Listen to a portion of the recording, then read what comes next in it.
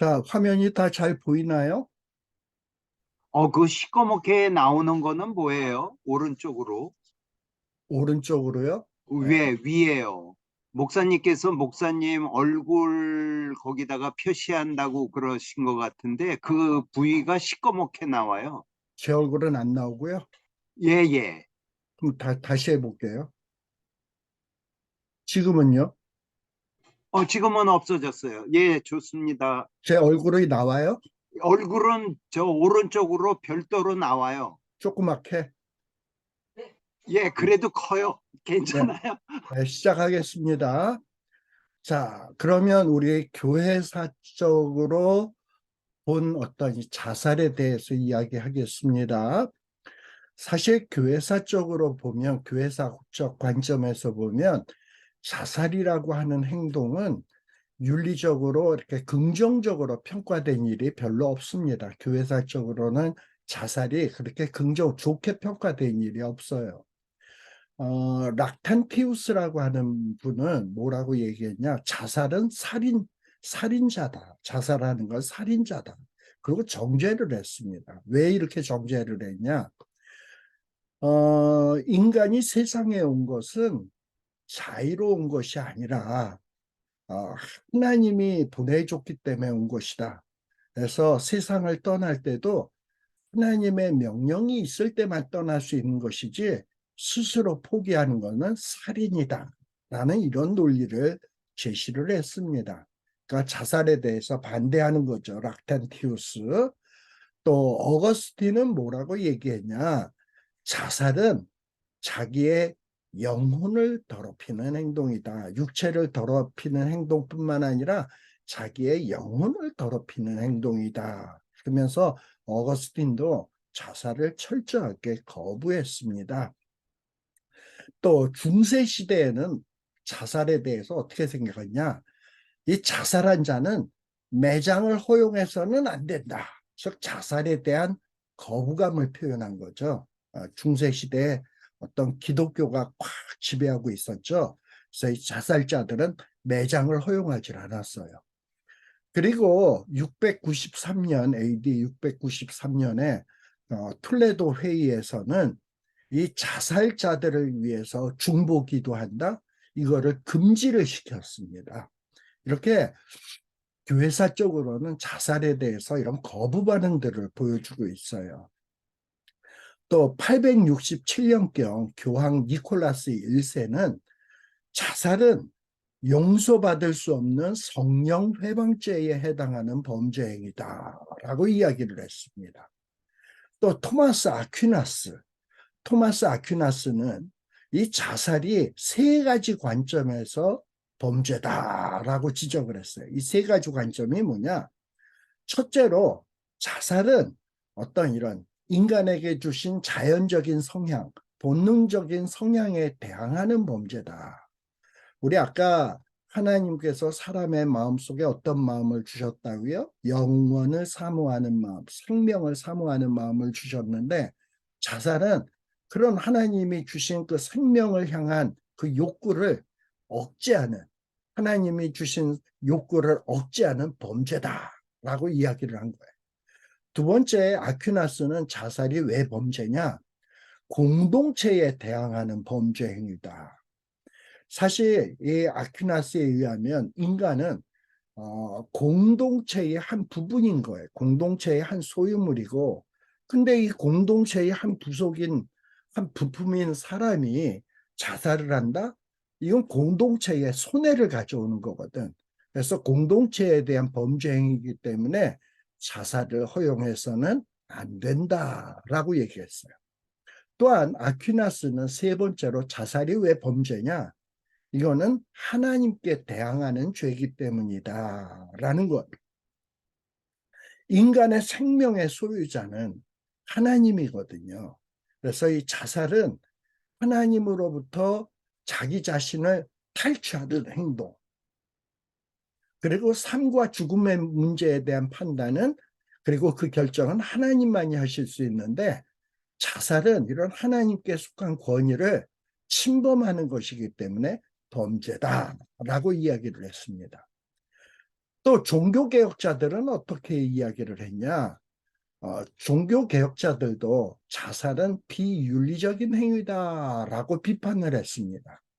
그런데 이 종교개혁자들은 그렇다고 해서 자살하면 그러면 구원을 받지 못하는가?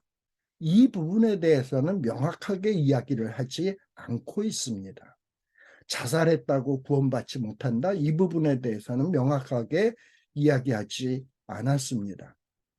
이 칼빈은 기독교 강요에서 그가 쓴 저서 기독교 강요에서 자살에 대해서 이렇게 뭐 자세히 언급하고 있지는 않아요. 칼빈은 이 기독교 강요에서 자살과 비슷한 자살에 관계된 이야기는 그 성경에 보면 사울, 다윗 이전의 왕이었던 사울의 자살, 그리고 아히도벨, 사울의 신하였던 아히도벨의 자살에 대해서 설교를 한 경우가 있는데 그게 전부지 그 자살에 대해서 뭐 이렇게 자세히 언급하고 있지는 않아요. 그런데 칼빈은 뭐라고 얘기하냐? 사울과 아히도벨의 자살은 그들이 범한 범죄에 대한 하나님의 형벌로서 해석을 하고 있어요. 그래서 어떤 사울과 아히도벨이 자살한 것은 하나님의 형벌이었다. 사울과 아히도벨이 지은 죄에 대해서 하나님이 벌을 주신 거다. 그래서 그들이 자살한 것이다. 라고 이야기를 하고 있습니다. 그리고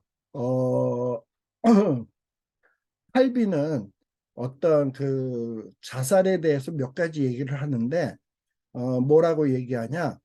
생명을 주신 분, 생명을 취하시는 분도 하나님이기 때문에 자살하는 것은 하나님의 뜻에 불순종하는 교만의 죄다. 그리고 기독교인들은 어떤 형태의 고문, 불행, 모욕이 찾아와도 견뎌내야 한다.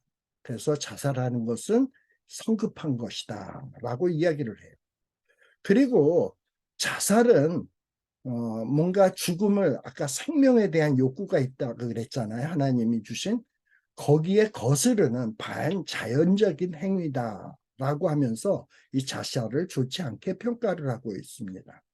또 자살은 악마의 분노에 사로잡힌 상태에서 행하는 잔인하고 악독한 행위다라고 이야기를 하고 있어요. 예. 자, 그 다음에 퍼킨스라고 하는 분도 계시는데 이 퍼킨스라는 분도 기독교인들이 혹은 하나님의 자녀들이 자살할 수 있다는 사실을 인정하고 있었어요. 알고 있었어요. 자, 그런데 이들이 자살하는 이유는 뭐냐? 자신의 어떤 그 감정적인 충동, 죽음의 충동에 못 이겨서 행동하는 것이 자살이다. 그러면서 또 이 퍼킨스는 사람이 설사 실수로 죽음의 충동에 못 이겨서 자살을 할 수는 있는데 만일에 하나님의 사람이라면 자살자는 그 행위, 자살하는 행위를 결행하는 순간에 회개할 수가 있다. 뭐 이렇게 이야기를 하고 있어요. 자, 그리고 또 아메시우스라고 하는 사람은 뭐라고 얘기하냐? 어, 어, 그, 어, 예를 들어서 국가기관이 어떤 형벌로서 자살을 명령하는 경우, 무슨 경우냐?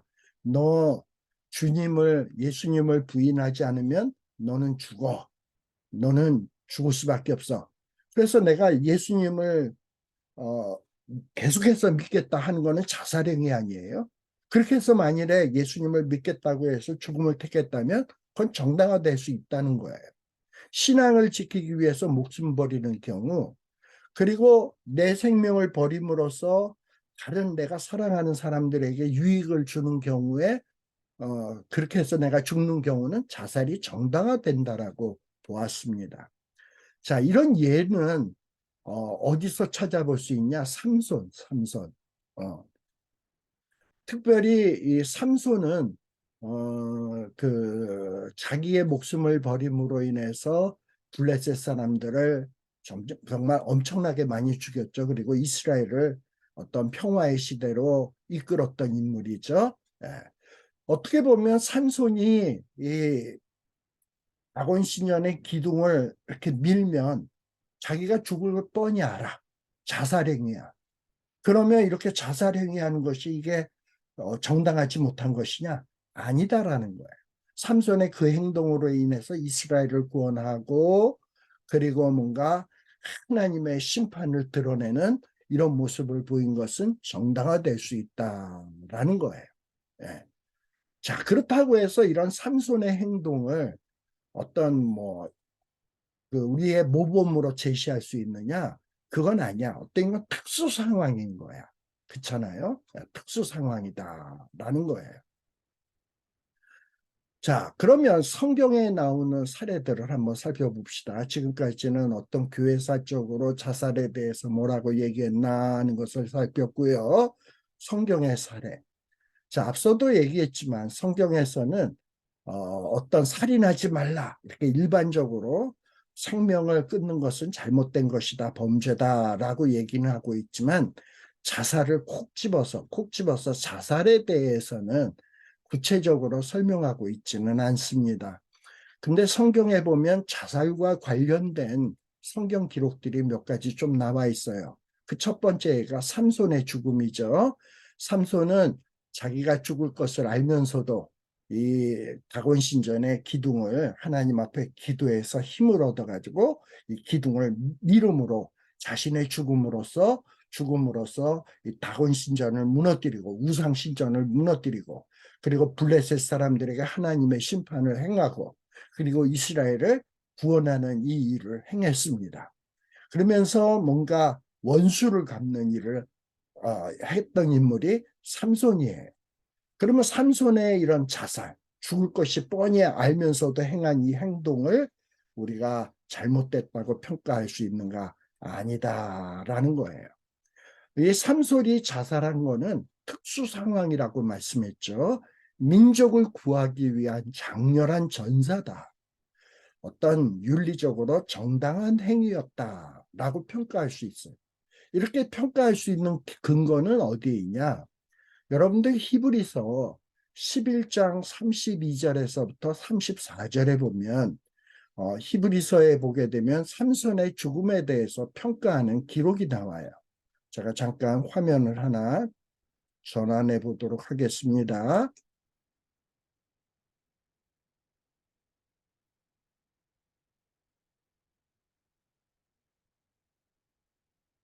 히브리서 11장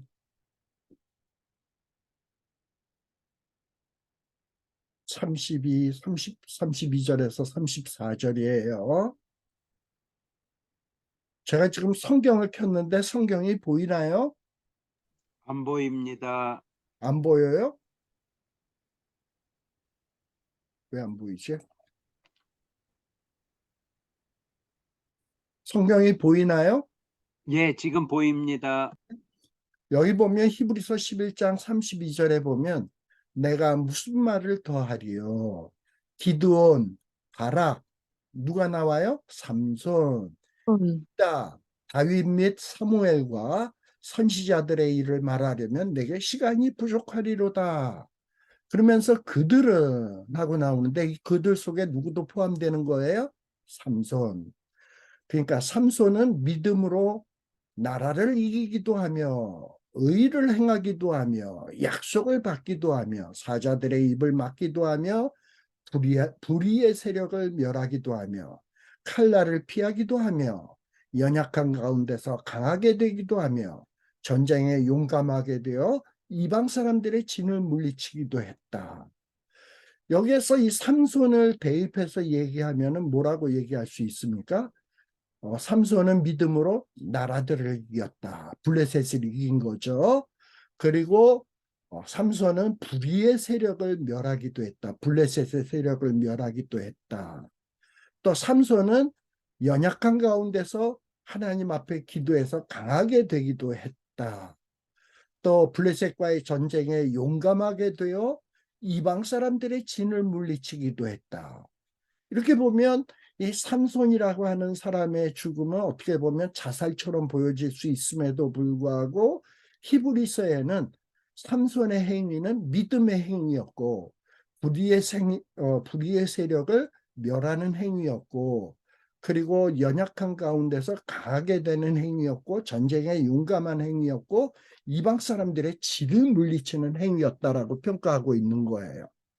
그래서 어떻게 보면 삼손의 죽음은 언뜻 보면 자살처럼 보여질 수 있지만 그것은 정당한 행위였다라고 얘기할 수 있는 겁니다. 자, 그러면 다시 또 돌아가서요.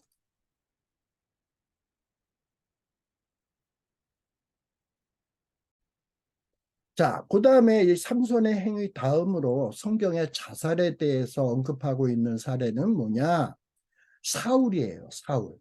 다윗 이전 왕이었던 이스라엘의 초대 임금이었던 사울이에요. 이 사울은 블레셋 군대와 전투하는 도중에 어떤 중상을 입게 되죠. 회복 불가능한 중상을 입었습니다. 그래가지고 그때의 부하에게 자기를 찔러 죽여라 라고 명령을 했는데 이 부하가 어떻게 왕을 죽이나 하고 주저주저 하자 사울은 자기 스스로 자기 칼에 몸을 엎드려 어, 죽게 됩니다. 그 기록은 사무엘상 31장과 역대상 10장에 기록되어 있어요. 사울이 왜 이런 죽음을 택했습니까? 내가 곧 죽어도 하나님 나라의 이스라엘의 왕인데 이러한 자기가 이방인에게 붙들려 가서 모욕을 당하면 어떡하나? 차라리 그 모욕을 당하느니 내 스스로 목숨을 끊겠다 하고 죽은 것처럼 보여지잖아요. 예. 자, 그런데 우리가 언뜻 보면 사울이 어떻게 보면 자기의 죽음으로 어떤 하나님 나라가 모욕당하면 안 되겠다라는 식으로 뭔가 의로운 죽음을 한 것처럼 보여질지 모르지만 역대기 10장 13절에서는 뭐라고 얘기하냐? 어, 사울의 죽음은 사울의 죽음은 뭐냐? 여호와께 범죄한 생애에 대한 하나님의 징계였다라고 해석을 해주고 있어요.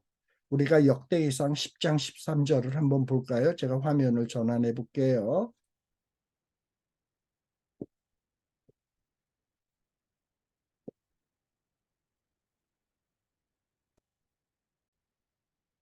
역대상.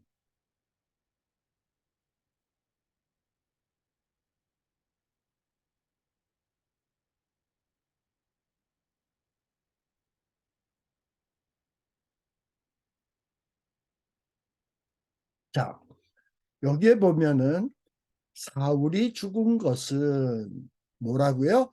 여호와께 범죄하였기 때문이라. 그가 여호와의 말씀을 지키지 아니하고 또 신접한 자에게 가르치기를 청하고 여호와께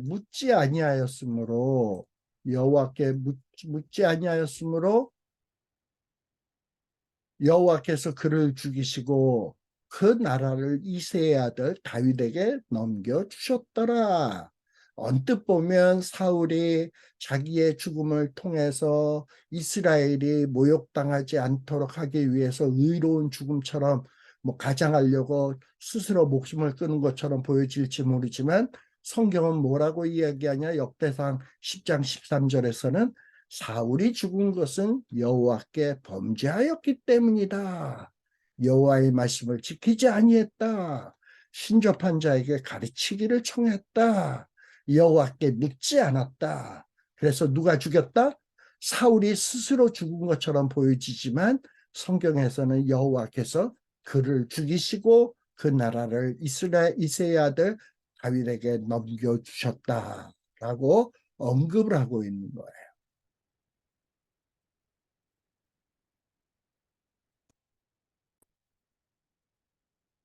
자, 그래서 이렇게 사울의 죽음에 대해서 성경은 뭐라고 얘기하냐? 죄에 대한 형벌로서 하나님이 죽이신 행동이다. 그리고 그 이상 구체적으로 언급하고 있지 않아요. 그리고 또 성경에 보면 세 번째 자살의 사례에는 뭐가 있냐? 압살롬의 책사로 활동했던 아히도벨, 이 압살롬의 신하였던 아히도벨의 경우예요. 자, 이 아히도벨은 자기 자신이 압살롬에게 건의한 전략이 받아들여지지 않고 뭔가 다윗이 심어놓은 첩자인 후세의 전략이 채택이 되자 집에 돌아가서 집을 정리하고 스스로 목을 매 자살을 한 인물입니다. 자, 그런데 성경은 이 아히도벨의 행위에 대해서 어떤 평가를 제시하고 있지는 않아요. 그런데 어떤 성경 해석자는 이런 얘기를 좀 합니다. 이렇게 그 아히도벨이 사실 압살롬은 다윗의 아들 아닙니까? 실제 왕은 다윗이었잖아. 근데 압살롬이가 반역을 일으켜서 스스로 왕인체하고 다윗을 죽이려 했잖아요. 그래가지고 이 압살롬 편에 섰던 아히도벨은 어떻게 보면 다윗을 배반한 거죠. 그리고 압살롬의 편에 섰던 거죠. 그래서 이 압살롬의 편에 섰다가 자살이라는 말로를 패턴한 이런 아히도벨의 패턴은 뭐랑 비교가 되냐? 가론 유다, 가론 유다. 이 가론 유다는 다윗의 자손이신 예수 그리스도를 배반했잖아. 아히도벨도 누구를 배반했어요? 다윗을 배반하고. 그리고 다윗을 배반하고 마지막에 자살을 택했고, 가론 유다도 예수님, 다윗의 자손 예수님을 배반하고 자살을 택했다. 그래서 어떻게 보면은 이 아히도벨이라는 인물을 어떤 성경 해석자는 가룟 유다의 예표적인 인물이다라고 해석하는 인물도 있어요. 이분이 이렇게 아히도벨이 가룟 유다의 예표로서 해석하는 것은 아히도벨의 죽음을 좋게 평가하는 겁니까? 나쁘게 평가하는 겁니까? 나쁘게 평가하는 경우죠. 또 네 번째 성경에 자살한 경우가 누가 있냐? 시므리라고 하는 이스라엘 나라의 유다 나라의 제일 마지막 임금 시므리예요. 유다 나라의 임금이었던 시므리예요. 근데 이 시므리는 7일 천하, 7일 동안 왕자에 올랐던 인물입니다. 그런데 오므리 장군이 모반을 일으켜서 시므리가 쫓겨나게 됐거든. 그러다 보니까는 이 시므리가 왕궁에다 불을 놓아서 자살을 했어요. 그러면서 성경에서는 이 시므리의 죽음에 대해서는 뭐라고 얘기하냐? 시므리의 죽음 역시 아까 사울의 죽음처럼 하나님 앞에 범죄한 대가로서 하나님이 내리신 형벌이다 라는 식으로 언급을 해주고 있습니다. 예, 그러니까 언뜻 보면 자살인 것 같지만 사실은 하나님의 형벌이었다라고 언급하고 있는 거예요. 또 성경에 나타나는 자살의 다섯 번째 사례는 누구냐? 가룟 유다의 경우예요. 우리가 사도행전 1장 25절에 보게 되면 이 가룟 유다가 자살한 것에 대해서 사도행전 1장 25절에서는 뭐라고 얘기하냐? 가룟 유다가 제 곳으로 갔다라고 이렇게 기록해 주고 있어요. 이때 제 곳으로 갔다 할 때 이 제 곳을 많은 성경학자들은 뭐라고 언급하냐? 지옥을 뜻하는 것으로 해석을 합니다. 그래서 이 가룟 유다가 지옥으로 간 이유에 대해서 성경 본문은 분명하게 언급을 하고 있지는 않지만 우리가 이 가룟 유다가 지옥으로 간 이유는 어떻게 생각합니까? 예수님을 배반했기 때문에. 그리고 언뜻 보면 예수님을 배반한 것에 대해서 후회하는 것 같은 모습을 보이지만 진심 어린 후회가 아니었죠. 예. 그리고 베드로도 예수님을 부인하고 배반했지만 베드로는 진심 어린 회개가 있었거든요. 근데 가룟 유다에게는 그런 어떤 회개의 모습은 없었어. 그러니까 가룟 유다가 제 곳으로 간 곳은 어디냐? 지옥이에요. 그래서 하나님 앞에 범죄한 대가로서 가룟 유다는 자살한 것이고 그의 자살은 어떻게 보면 하나님의 형벌이다라고 이야기할 수 있습니다. 이렇게 성경에는 어떤 이 자살에 대해서 콕 집어서 자살이 옳다 그르다, 어떤 자살은 정당화될 수 있다, 어떤 자살은 정당화될 수 없다, 분명하게 이렇게 언급하고 있지는 않지만 자살에 관계된 이런 성경 인물들의 기록에 대해서 기록을 해놓고 있습니다. 자, 그러면 이런 것들을 다 종합을 해가지고 우리가 이 자살에 대한 어떤 성경의 가르침에 대해서 생각해 볼 필요가 있어요. 성경에서는 앞서도 얘기했지만 자살에 대해서 아주 분명한 가르침을 제시하고 있지는 않습니다. 그렇다고 해서 성경이 그러면 자살을 묵인하고 있는 것인가, 용인하고 있는 것인가, 그렇게 생각해서는 안 됩니다. 성경에 보면 자살은 육계명을 어기는 행위예요. 살인하지 말라. 이 말 속에는 다른 사람을 죽여서는 안 된다. 다른 생명을 네 의도를 가지고 죽여서는 안 된다라는 뜻도 있지만 자신의 생명도 지멋대로 끊어서는 안 된다라는 뜻이 다 포함되어 있는 거예요. 사살이나 자살이나 해서는 안 된다라는 말이 살인하지 말라라는 계명입니다. 타인의 목숨을 죽이든 아니면 자기의 목숨을 죽이든 하나님의 형상에 중대한 손상을 가하는 행위가 이게 자살이에요. 그래서 자살은 하면 안 된다라는 겁니다. 또한 자살은 하나님만이 행사하셔야 될 하나님의 주권을 빼앗는 행동이에요. 생명의 종결권, 생명을 주시는 권한, 생명을 끝내는 권한은 다 누구에게 속한 것이다? 하나님께 속한 것인데 자살은 이런 하나님의 권한을 빼앗는 행동이다. 그래서 자살은 정당화될 수 없다. 세상의 모든 만물의 생명은 다 하나님의 것이에요. 이 생명권은 하나님만이 행할 수 있습니다. 욥기 1장 21절에 보면 주신 이도 여호와시요 거두시는 이도 여호와시다. 또 욥기 12장 10절에 보면 모든 생물의 생명과 모든 사람의 육신의 목숨이 다 그의 손에 있느니라. 생사 여탈권은 하나님 손에 있다라는 겁니다.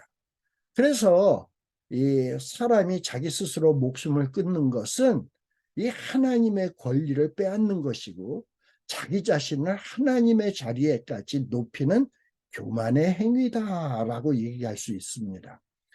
또 우리가 자살을 해서는 안 되는 이유, 우리가 이 기독교적 종말론이 확고하게 서 있으면 우리가 자살을 해서는 안 된다라는 것을 깨달아 알 수 있어요. 보통 자살하는 사람들의 공통적으로 갖는 생각은 뭐냐면 자살하면 모든 게 끝이다. 고통도 끝이고 이 세상도 이제는 끝이다. 그리고 나는 이제 없어지는 거다. 라고 생각하는 것이 자살하는 사람들의 공통적인 생각이에요. 현세의 삶이 끝나면 이제 모든 것은 없어지는 것이다. 이렇게 생각을 한단 말이에요. 이거는 아주 무신론적인 생각이고 유물론적인 세계관입니다. 성경은 뭐라고 얘기합니까? 우리가 자살하면 모든 게 끝입니까? 아니에요. 한 번 죽는 것은 하나님께서 정하신 바요. 그 후에는 심판이 있어요. 육신은 이렇게 죽을지 모르지만 영혼은 계속 살아있어요. 그리고 또 예수님 재림하실 때 죽었던 육신도 부활해요. 그래가지고 육신이 부활해가지고 영혼과 결합되게 되는데 예수 믿는 이들은 예수님과 함께 영원한 생명을 누리고 불신자였던 자들은 주님을 거부했던 자들은 육신과 영혼이 결합되어서 영원히 지옥의 고통을 맛봐야 되는 거예요. 죽는 것으로 다 끝나는 게 아니다 이 말입니다. 이런 종말론이 확고하면 이것을 확실히 안다면 우리 스스로 멋대로 죽음을 택할 수가 없습니다. 우리는 이제 죽음 뒤에 심판이 있다라는 것을 분명히 기억해야 돼요. 종말에는 심판이 있다라는 것을 기억해야 돼요. 그래서 스스로 목숨을 끊는 행위는 그래서 모든 것이 끝난다라고 생각하는 것은 아주 불신앙적인 생각이다라는 생각을 할 필요가 있습니다. 그리고 또 자살은 아까도 이야기했습니다만 창조 질서를 거스리는 행동이다. 우리 아까 하나님은 인간에게 영원을 사모하는 마음을 주셨다 그랬어요. 생명을 영원히 사는 것을 추구하는 마음을 주셨어요. 근데 스스로 목숨을 끊는다? 하나님 주셨던 본능을 거부하는 거야. 이거 죄예요. 네. 그리고 또 우리 인간은요, 나 혼자 사는 게 아니라 공동체, 사회적 연대 관계 속에서 살도록 그렇게 하나님이 그런 질서 속에 우리를 보내신 거예요. 그런데 내가 자살한다라는 것은 일종의 공동체를 무너뜨리는 거야. 사회 질서를 거스리는 행동이에요. 내가 사회 속에서 공동체 속에서 감당해야 될 내 책임이 있는데 그 책임을 포기해 버리는 거예요. 어떤 자살하는 자는 자기가 속한 공동체 또는 가족, 교회, 직장, 그리고 공동체에 소속된 일원들에게 죄를 짓는 겁니다. 그들에게 어떤 정서적인, 감정적인 충격이나 피해를 주는 행위예요. 아주 어떻게 보면 나만 죽으면 끝이다. 이기적인 행동이고 자기 중심적인 행동입니다. 성경의 중요한 윤리학의 기초가 뭡니까? 내 이웃을 내 자신과 같이 사랑해라 라는 거예요. 나만 생각하는 사람이 자살하는 거예요. 이웃을 생각하는 사람은 함부로 목숨을 끊을 수 없어요. 또 우리 윤리학의 기본이 되는 구절이 황금률이죠. 무엇이든지 남에게 대접을 받고자 하는 대로 너희도 남을 대접해라 라는 거예요. 어떤 공동체를 위한다면, 공동체에게 좋은 대접을 한다면 내가 살아서 뭔가를 해야지 내가 죽음으로써 끝낸다? 이거는 아니에요. 성경은 자기를 희생하고 이웃의 유익을 구하며 이웃의 입장에 서볼 것을 항상 요청하고 있습니다. 그래서 이런 생활 원리를 진정으로 받아들이는 자는 어떤 자살을 함부로 할 수가 없는 것이다 라는 겁니다. 사실 자살하는 사람들이 왜 자살합니까? 너무 고통이 심해서. 그래서 자기 힘으로 이 고통을 제거할 수 없을 때, 죽음으로써 그 고통에서 벗어나고 싶을 때 자살들을 하는 거예요. 그런데 이거는 어떤 생각이 밑바닥에 깔려 있는 거냐? 고통이 수반되는 삶은 의미가 없는 삶이다 라고 생각하기 때문에 이 고통이 있는 삶은 끊어버려야 된다. 그래서 내가 자살해야 된다라고 생각하기 때문에 자살하는 거예요. 근데 과연 그렇습니까? 고통이 수반되는 삶은 과연 의미가 없는 건가요? 아니에요. 고통에는 뜻이 있어요. 네. 사실 고통은 힘든 거예요. 그렇다고 무의미한 것은 아닙니다. 고통에는 하나님의 깊고 오묘하신 뜻이 있어요. 그래서 이 고통을 떨쳐버리기 위해서 무조건 죽음을 택한다? 이거는 굉장히 불신앙적인 태도다. 성경에 보면 욥도 얼마나 많은 정신적, 육체적 고통을 겪었습니까? 그리고 부인도 칵 죽어버리라고 강요하지 않았습니까? 그럼에도 불구하고 욥은 자살하지 않았어요. 내가 지금은 고통당하지만 내가 연단받은 뒤에는 내가 정금같이 나오리라 하면서 이 욥은 어떻게 해서든지 고통을 주신 하나님의 뜻이 무엇일까? 그 부분에 대해서 아주 깊은 고뇌를 했던 인물이 욥이었습니다. 하나님이 고통을 주신 데는 뜻이 있을 거야 라고 생각했던 인물입니다. 그래서 이 고통이 있을 때 죽음으로써 해결하려고 하면 안 돼요. 고통이 있을 때 하나님이 주신 이 고통의 뜻이 무엇이지? 이 뜻을 찾아야 된다 이 말입니다. 이 사람이 범죄한 다음에 이 고통이라는 게 우리 사람들에게 찾아왔어요. 아담은 얼굴에 땀이 흘러야지만 먹고 살 수 있게 되었습니다. 참 힘든 삶이죠. 그러나 이 힘든 삶을 삶으로써 뭔가 이 타락한 세상에서 뭔가 땀 흘려서 일함으로써 막 땀 흘려서 일을 하다 보면 죄 지을 생각이 없어지는 거야. 그래가지고 뭔가 어떻게 보면 땀 흘리는 고통이 어떻게 죄를 안 지을 수 있는 영적인 유익이 되는 삶이 될 수도 있어요. 하와도 이 죄를 지은 다음에 이 애를 낳을 때 산고의 고통을 겪어야지만 애를 낳을 수 있게 되었습니다. 그러면 이 산고의 고통은 그냥 고통 그 자체가 무의미하고 고통스러운 거고 괴로운 것이냐? 아니에요. 이 산고의 고통을 통해서 엄마는 아이에 대해서 애정을 더 깊이 느끼게 되고 아이는 그 산고의 고통 속에서 태어나면서 더 강하게 되어지는 거예요. 사실 고통 없이 얻을 수 있는 아름다운 삶의 열매는 없다. 사람 몸에 어느 정도 질병이 있어야, 그리고 어떤 고통, 통증을 느껴야 조심을 하고, 그리고 자신의 몸을 돌볼 수가 있어요. 그래서 이 고통을 통해서 오히려 육체적인 건강을 유지하는 데 도움이 됩니다. 그리고 어떤 고통과 고난을 통해서 인간의 육체적 연약성을 깨닫게 되죠. 그러면서 더욱더 하나님을 의지하고 성숙한 정신, 인격, 신앙을 갖추도록 되는 거예요. 이렇게 고통은 우리를 단련시켜서 정금같이 나오게 한다. 그래서 이 고통은 무의미한 것이 아니라 많은 유익이 있다. 고통이 있다고 해서 무조건 죽음으로써 해결하려고 한다. 이거는 굉장히 불신앙적인 행동이다라는 것을 우리는 명확하게 우리가 알고 있어야 되고 우리 젊은이들에게 가르쳐야 합니다. 자, 그럼 마지막으로 이 자살 그리고 기독교인의 구원의 문제, 자살한 사람도 과연 구원받을 수 있는가, 구원받을 수 있는가 하는 문제를 이야기를 해볼까 합니다. 어떤 기독교인이 예수님에 대해서 한때 신앙을 고백했어요. 그랬는데 훗날 이 사람이 자살을 한 거야.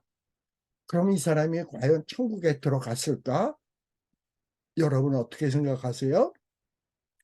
오늘날 많은 기독교인들이 어떤 생각을 갖고 있냐? 자살한 사람은 천국에 못 간다라는 이런 생각들을 갖고 있어요. 이게 통설이에요. 한국 교회에 자살한 사람은 절대 구원받지 못한다라고 생각하는 사람이 굉장히 많이 있습니다. 그러면 이 사람은 한때 신앙 고백도 했고 교회도 열심히 다닌 기독교인인데 자살했다고 천국을 못 가? 이런 사람에 대해서 뭐라고 얘기하냐?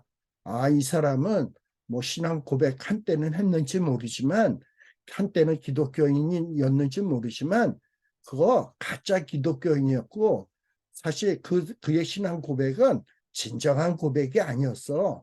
그가 예수님을 영접했던 것은 어떤 위선적인 어떤 영접이었고 위선적인 신앙 고백이었지 진짜 신앙 고백이 아니었어. 그랬기 때문에 자살한 거야. 이렇게 얘기를 하는 거야. 물론 그런 가능성을 우리가 완전히 배제할 수는 없습니다. 그런데 이렇게 그냥 뭐 이런 가능성이 있다고 해서 이거를 가지고 일반화해 가지고 자살한 사람은 절대 구원받을 수가 없어. 이러고 가르치는 것은 뭔가 좀 조심해야 될 필요가 있습니다. 물론 자살은 앞서도 언급했듯이 어떤 하나님 앞에서 분명히 잘못된 죄예요. 죄임을 가르쳐야 됩니다. 그런데 이 자살이 죄라고 해서 이것을 하나님이 주시는 이 구원의 문제와 아주 그냥 꽉 연결시켜서 생각하는 것은 이거 좀 조심해야 돼요. 사실 자살하면 구원 못 받는다라고 기록하고 있는 성경은 없어요. 자살받은 자는 지옥 간다라고 얘기하는 곳은 없어요. 물론 아까 가룟 유다가 자살을 했을 때 제곳으로 갔다, 지옥으로 갔다라고 되어 있는 부분이 있습니다만 이 가룟 유다는 예수님을 배반한 자야.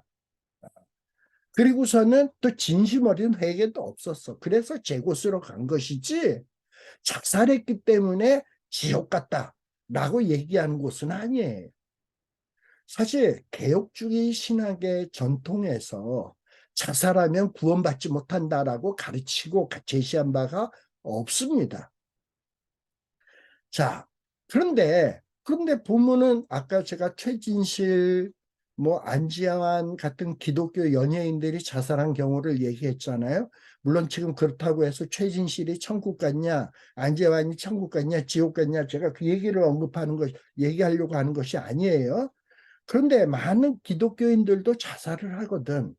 근데 이 기독교인들이 자살하는 경우를 가만 살펴보면 어떤 우울증, 극심한 정신질환 상태에서 자살하는 경우들이 참 많아요.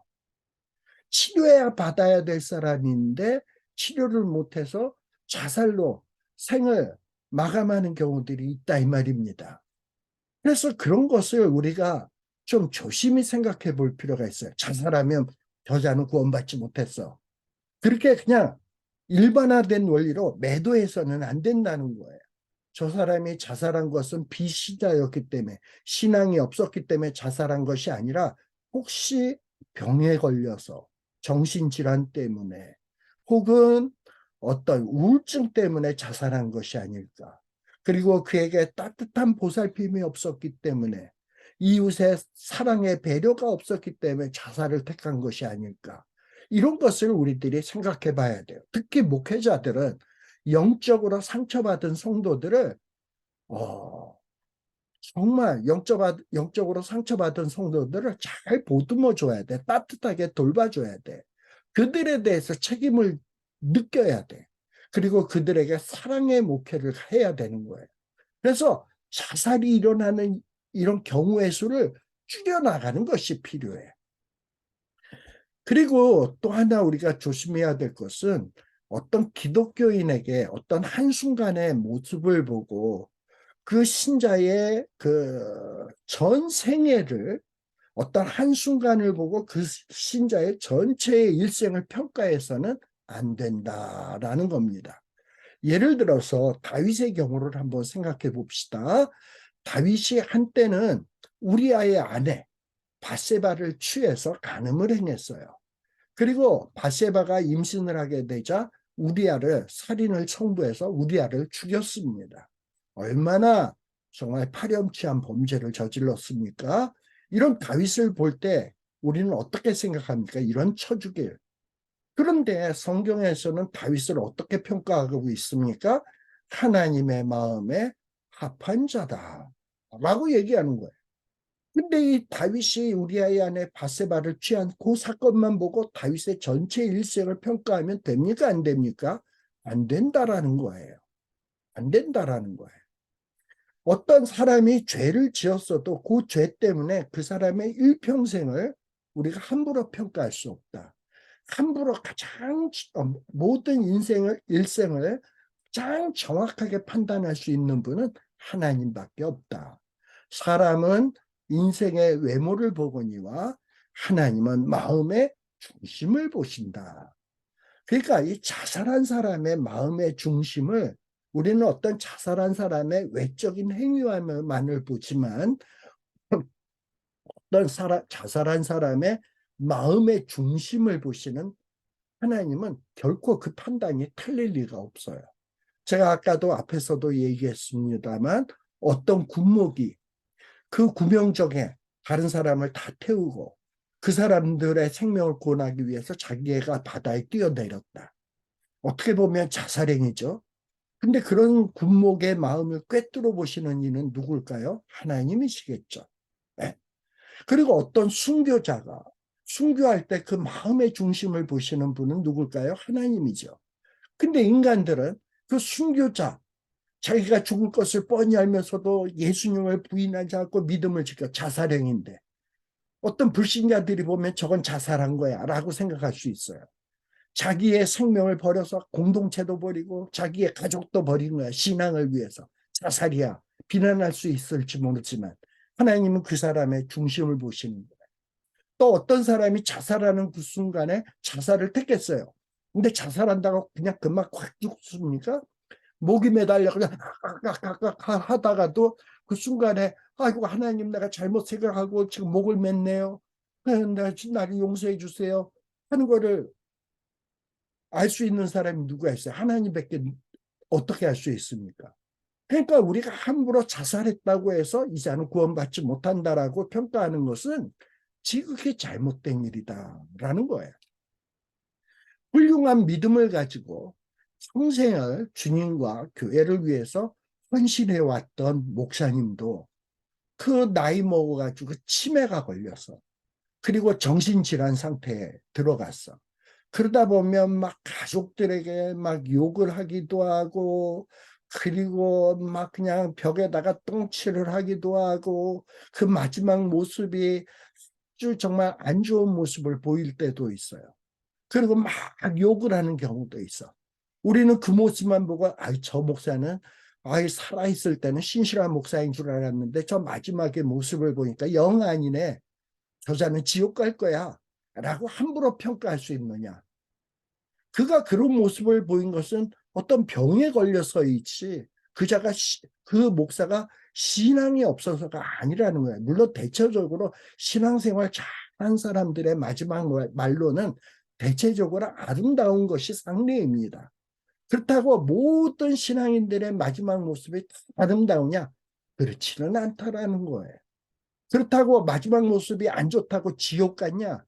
함부로 우리가 그렇게 평가할 수 없다라는 거예요. 숨 넘어가기 그 바로 직전에 하나님 앞에 회개할 수도 있고 그럴 수 있다라는 거예요.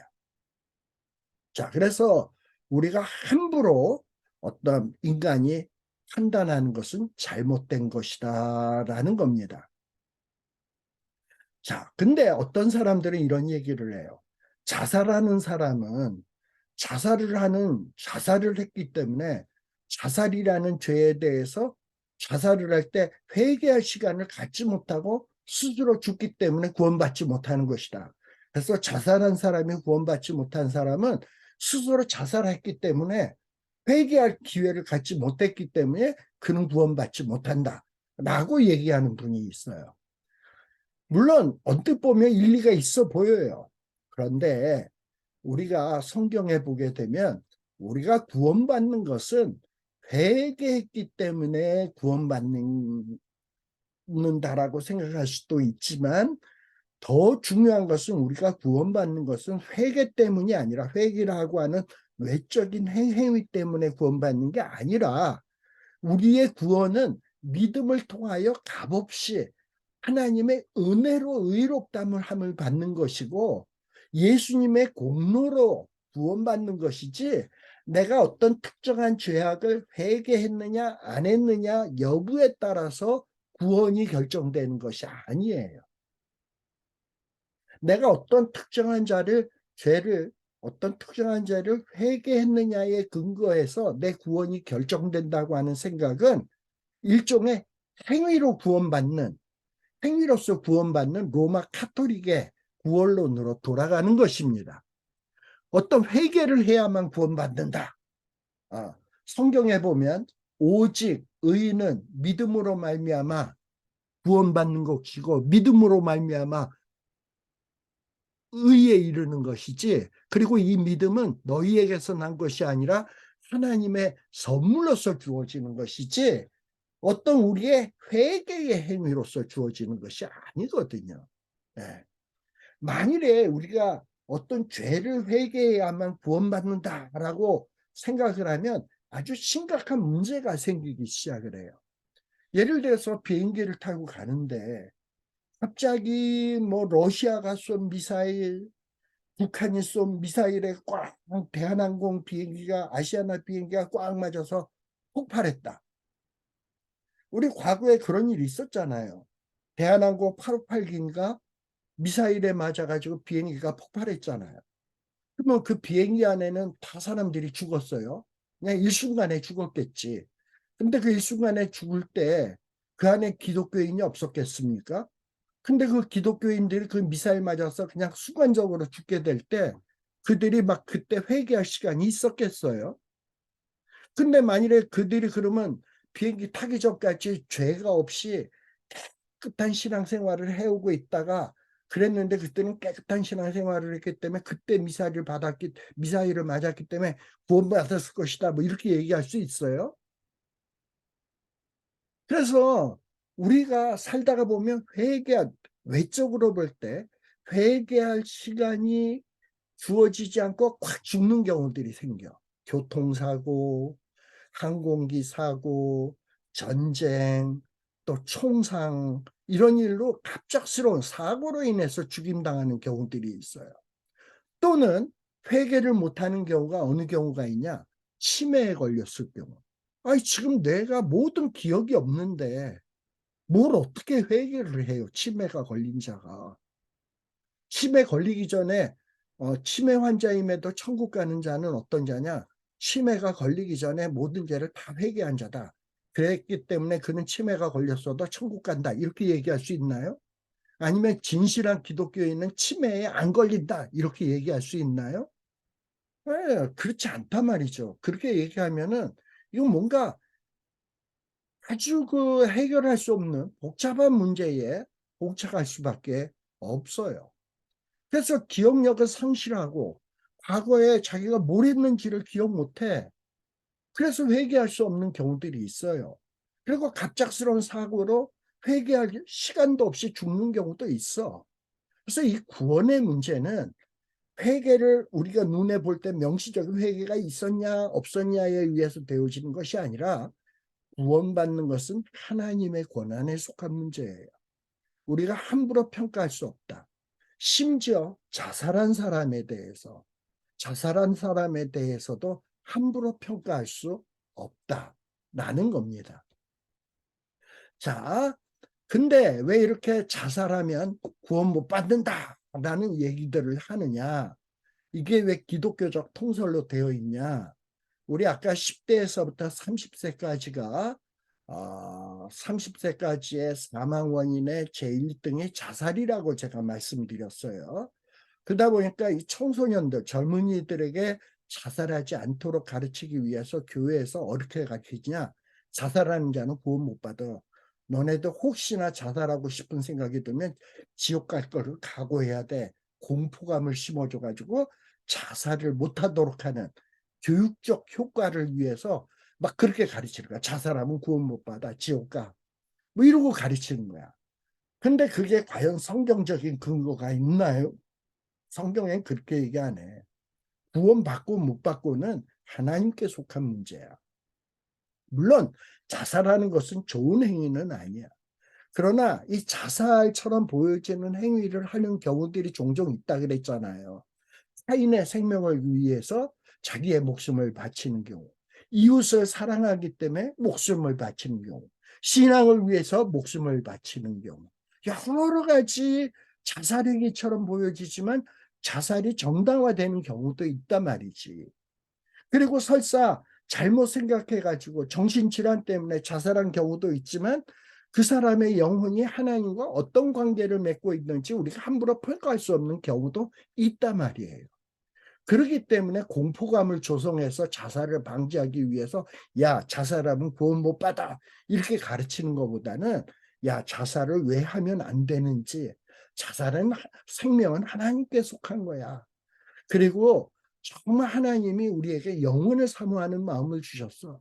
우리가 살아서 공동체를 위해서, 이웃을 위해서 사랑해야 돼. 그러나 부득이하게 우리가 죽을 수 있는 경우도 있어. 그때는 우리는 신앙을 위해서 죽음의 위기가 온다 할지라도 죽음을 도피해서는 안 돼. 기꺼이 맞아들일 수 있는 자세가 되어야 돼. 이러면서 올바른 종말론, 올바른 생명관 이런 거를 가르쳐 줘야지. 그냥 공포감 심어줘가지고 자살하면 안 돼. 이렇게 가르치는 것은 올바른 가르침이 아니다. 정말 이 세상을 살다 보면 고통과 어려움이 참 많이 있죠. 근데 이렇게 고통과 어려움에 있는 사람들에게 위로해주고 고통당하는 자에게 야, 하나님이 고통 주신 데는 분명히 무슨 뜻이 있을 거야. 지금은 비록 사망의 음침한 골짜기로 네가 다닐지라도 거기에는 하나님의 뜻이 있어. 지금은 사망의 음침한 골짜기지만 요 음침한 골짜기를 지나면 이제 정말 푸른 추장으로 주님이 인도해 주실 거야. 이러면서 뭔가 고난의 의미를 설명해 주고 위로해 주고 그러면서 어떤 생명의 영원을 사모하는 마음을 북돋아 주고 공동체에 대한 책임, 가족에 대한 책임 이런 걸 가르쳐 주면서 이런 자살 충동을 이겨낼 수 있도록 해 주어야지 공포감을 심어준다고 자살 문제가 해결되는 것은 아니다. 라는 것을 우리들이 명심해야 된다라는 것을 좀 말씀드리고 싶네요. 자, 그래서 우리가 자살까지 이 문제를 다루었습니다. 참으로 오늘날 우리 기독교인들이 감당해야 될 일들이 참 많이 있습니다. 정말 이 사회가 점점 각박해져 가고 사랑이 식어져 가고 많은 소외되는 사람들이 생겨나는 이때에 교회가 해야 될 일이 무엇인가? 우리 성도들이 해야 될 일이 무엇인가? 사람들이 그 고통에 시달려서 죽음으로써 이 고통을 끝내고 싶다. 정말 이런 절박함 속에 빠져 있는 사람들을 우리가 돌아볼 수 있어야 돼요. 그들에게 사랑으로 찾아갈 수 있어야 돼요. 그리고 그들에게 복음으로써 희망을 주어야 되고, 그리고 우리의 삶이 얼마나 가치 있는 것인가를 가르쳐 주고, 생명의 소중함을 가르쳐 주면서 이 시대를, 이 어두운 시대를 밝히는 작은 불꽃들이 될 수 있는 저와 여러분들이 되어지기를 간절히 바랍니다. 이상으로서 오늘 성경 공부를 마치도록 하겠습니다. 기도하겠습니다. 하나님 아버지 감사합니다. 점차로 각박해져 가고 사랑이 식어져 가고 있습니다. 고통과 또 여러 가지 가난과 질병, 정말 우리가 감당할 수 없는 힘들고 고통스러운 순간들이 우리들을 억누르고 있습니다.